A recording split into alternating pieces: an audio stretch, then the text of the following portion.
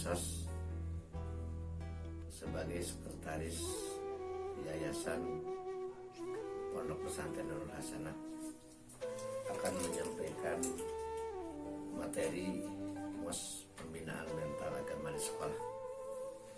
Pendidikan dimanapun dan kapanpun masih dipercaya orang sebagai media ampuh untuk membentuk kepribadian anak ke arah kedewasaan. Pendidikan agama adalah unsur terpenting dalam pendidikan moral dan pembinaan mental. Pendidikan moral yang paling baik sebenarnya terdapat dalam agama karena nilai-nilai moral yang dapat dipenuhi dengan kesadaran sendiri dan penghayatan tinggi tanpa ada unsur paksaan dari luar. Datangnya dari keyakinan beragama.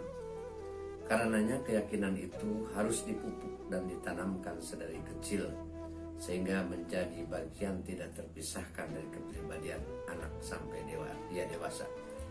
Melihat dari sini, pendidikan agama di sekolah mendapat beban dan tanggung jawab moral yang tidak sedikit, apalagi jika dikaitkan dengan upaya pembinaan mental remaja. Usia remaja ditandai dengan gejolak kejiwaan yang berimbas pada perkembangan mental dan pemikiran, emosi, kesadaran sosial, pentumbuhan moral, sikap dan kecenderungan, serta pada akhirnya turut mewarnai sikap keberagamaan yang dianut atau pola ibadah. Ekoners belakangan ini sering kita jumpai istilah new normal atau kenormalan baru. Konsep ini menjadi pola hidup baru yang akan dijalani masyarakat saat aturan pembatasan dilonggarkan. Sebetulnya, apa sih konsep new normal ini? New normal adalah beradaptasi terhadap lingkungan dalam bentuk penyesuaian perilaku masyarakat untuk kembali beraktivitas normal dengan tetap mengedepankan protokol kesehatan agar Indonesia bisa segera memenangi COVID-19 dari aspek kesehatan maupun sosial ekonomi. Mengapa kita butuh kenormalan baru? Saat ini, tingkat infeksi dan kematian akibat COVID-19 masih belum signifikan penurunannya. Di sisi lain, keadaan ekonomi juga kian melemah. New normal dilakukan sebagai upaya untuk memperbaiki kedua aspek tersebut secara beriringan.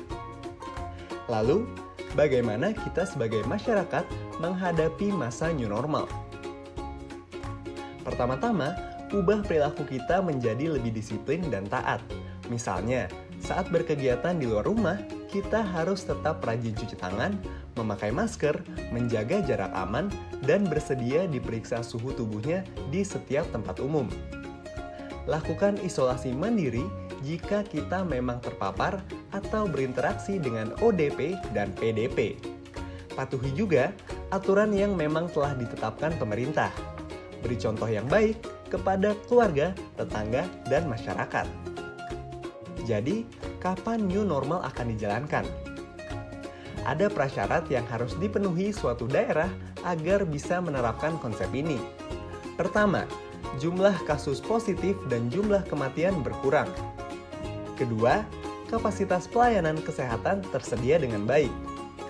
Ketiga, dunia usaha sudah siap dengan SOP atau aturan baru di tempat kerja. Dan terakhir, masyarakat makin disiplin dengan penerapan protokol baru berkegiatan. Nah, syarat-syarat tersebut harus dipenuhi agar second wave atau gelombang kedua COVID-19 tidak terjadi.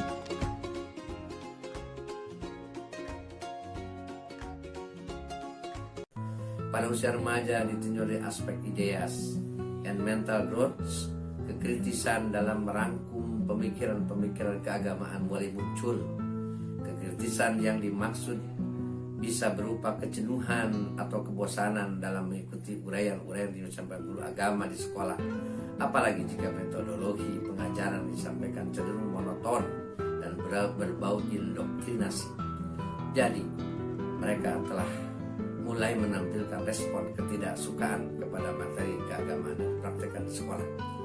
Sebenarnya akar permasalahan yang timbul dari kekurangan kesenangan remaja terhadap materi pelajaran keagamaan di sekolah terletak pada minimnya motivasi untuk mendalami agama secara lebih intens.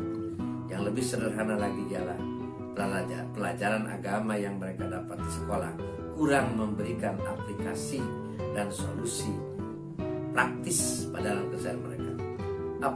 Apalagi waktu mereka lebih banyak dihabiskan dengan nonton TV, media sosial, jalan-jalan ke mall, ngeceng, pacaran, dan hal-hal yang meski banyak juga remaja kita yang melakukan aktivitas positif seperti remaja masjid, berwirausaha atau ikut organisasi eskul sekolah, serta mengikuti kursus-kursus keterampilan.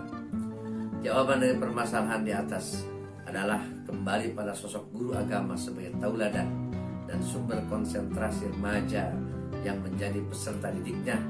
Mampukah ia menjadikan dirinya termasuk masalah materi serta metodologi yang dipergunakan sebagai referensi utama bagi peserta didiknya yang seluruhnya remaja itu dalam mengembangkan sikap keberagamaan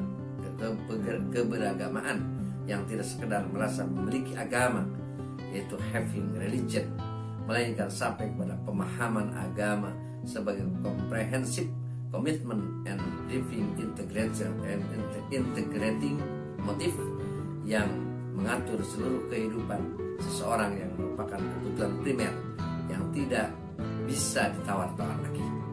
Sehingga nantinya remaja-remaja tersebut merasakan ibadah sebagai perwujudan sikap keberagaman intrinsik tersebut sama pentingnya atau malah lebih penting dibanding nonton TV, jalan-jalan, hura-hura, dan lain sebagainya.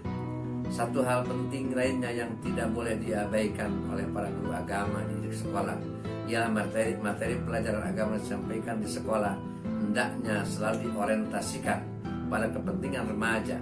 Seorang guru agama harus bisa menanamkan keyakinan bahwa apa-apa yang ia sampaikan bukan demi kepentingan sekolah atau kurikulum atau kepentingan guru agama, melainkan demi kepentingan remaja itu sendiri. Karenanya pemahaman akan kondisi objektif kejiwaan remaja mutlak diperlukan oleh para guru agama di sekolah. Pembatasan sosial berskala besar atau PSBB merupakan pembatasan sejumlah kegiatan tertentu dalam suatu wilayah yang terinfeksi COVID-19. Pedoman PSBB ditetapkan pada Peraturan Pemerintah Nomor 21 Tahun 2020 dan Permenkes Nomor 9 Tahun 2020. Adapun kegiatan yang dibatasi saat PSBB yakni sekolah, kegiatan keagamaan, fasilitas umum, tempat kerja, dan moda transportasi. Adapun kegiatan yang tetap berjalan yakni kesehatan, keuangan dan perbankan, pangan, kebutuhan keseharian retail, energi, distribusi atau logistik barang, komunikasi, dan industri strategis. Meskipun kegiatan-kegiatan tersebut tetap berjalan, kita harus tetap mempertahankan aspek jaga jarak fisik selama menjalankan kegiatannya. Selama masa PSBB, jam operasional angkutan umum akan dibatasi, mulai dari pukul 06.00 pagi hingga pukul 18.00 sore. Begitu pula dengan jumlah penumpang yang bisa diangkut angkutan umum hanya sedikit, maksimal 50%. Pemerintah juga menghimbau kepada masyarakat yang menggunakan angkutan pribadi untuk menerapkan pembatasan jumlah penumpang di kendaraan pribadi selama PSBB berjalan. PSBB akan berlangsung selama 14 hari sejak ditetapkan, tetapi jangka waktu ini bisa berubah apabila kedepannya penyebaran COVID-19 masih belum terkendali. Semoga masa PSBB dan COVID-19 cepat berlalu dan masyarakat bisa beraktivitas seperti sedia kala. Stay healthy and stay safe. Iklan ini dipersembahkan oleh Kelompok Pengembangan dan Periklanan.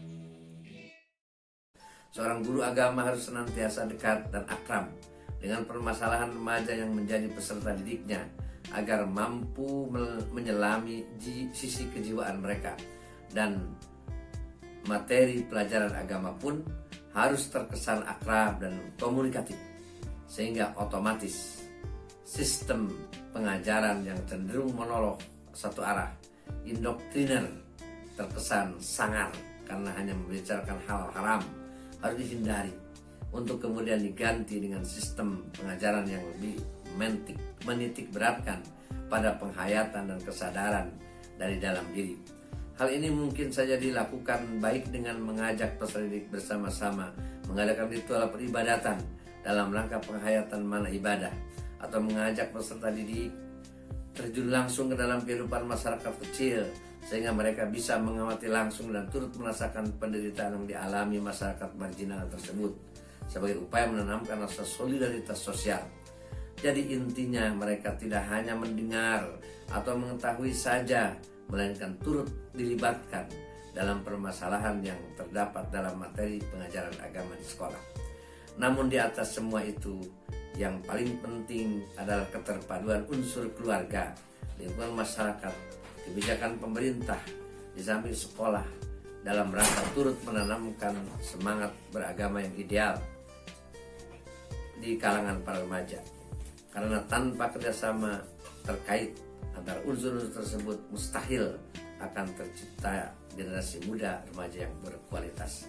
Mudah-mudahan upaya kita senantiasa mendapat bimbingan, hidayah, taufik, serta pertolongan dari Allah Subhanahu wa Ta'ala, sehingga remaja kita menjadi subhanul yaum sebagaimana disampaikan oleh baginda Rasul, subhanul yaum rijalul ghad. Pemuda hari ini adalah pemimpin di masa akan datang. Itu yang dapat kami sampaikan. Wallahul muwaffiq ila aqwamit thoriq. Wassalamualaikum warahmatullahi wabarakatuh.